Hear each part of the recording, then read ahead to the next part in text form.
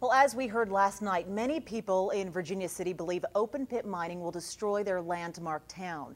But Comstock Mining thinks it can actually revitalize the old mining communities. Before we continue that conversation, though, let's show you exactly where it's all taking place. The company is currently drilling near Gold Hill on the west side of the highway. It's seeking a special use permit for exploratory drilling on the east side next.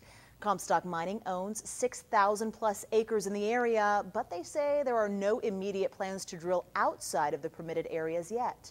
Even so, Comstock Mining already sees a profit.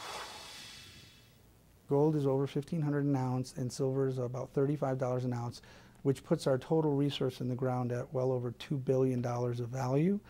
Corrado de Gasperis lights up talking about early numbers from exploratory drilling efforts in the Comstock. And we're scratching the surface with that. The president and CEO of Comstock Mining, Inc. sees huge potential on this map, and not just in dollar signs. He says over the next 20 to 30 years, his young company will continue investing in this community. And he says where we're sitting right now is proof. Comstock Mining recently acquired the Gold Hill Hotel. We really think it puts our money where our mouth is.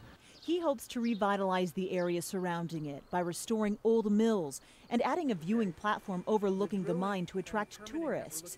It's these visions de Gasperis hopes residents will hear instead of what he calls misinformation circulating around town. And we've heard all sorts of things, like there's going to be a 6-mile open pit, which is ludicrous, that we're going to be drilling, right within the city, which is ludicrous. So what is in the works? The Crown Point Mill is just to our right. De Gasperis took us to the site of the starter mine, which he believes will have 5 years of life. The basement rocks are up. And it's here geologists are trying to determine the best place to eventually dig. Since last October, Comstock Mining has drilled more than 300 holes in this area, totaling some 19 miles. But to be most efficient with their time, every 5 feet they actually take a survey of what they're drilling. And they've proved right here that there is gold and silver in these rocks, which will go to the processing plant on site, but far off the highway in the American Flats area. A cyanide heap leach technique will be used. It comes in contact with gold and silver, and it basically, like a magnet, pulls it out. Addressing the community's health and safety concerns, de Gasperis cited stringent regulations imposed by dozens of agencies. For example, he says any mercury used during processing will be turned to gas, and 100% of it will be captured. As for traffic, they'll use their own haul roads instead of the highway. But the question remains, why open pit mining? Well, it's cheaper than underground, and de Gasperis says there are ample minerals near the surface here, which then allows us to invest in much deeper drilling, and then that defines underground mine plans. So one sort of begets the other.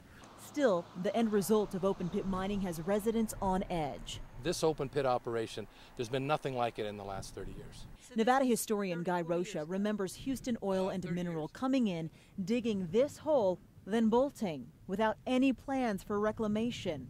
He says this is why there's opposition. A lot of people are moving on fear, and they don't trust the new company because the last company's left a legacy of these scars in the mountainside. And while Rocha says reclamation regulations have changed significantly in the past 3 decades, the ongoing worry is that companies like Comstock Mining simply come here to dig, destroy, then disappear. People believe that and not necessarily what we're intending. And so we have to show that we're different. Okay, so as for Comstock Mining's reclamation plan, de Gasperis says they've already bonded more than $1 million to restore the land, and that number will likely grow as they dig more.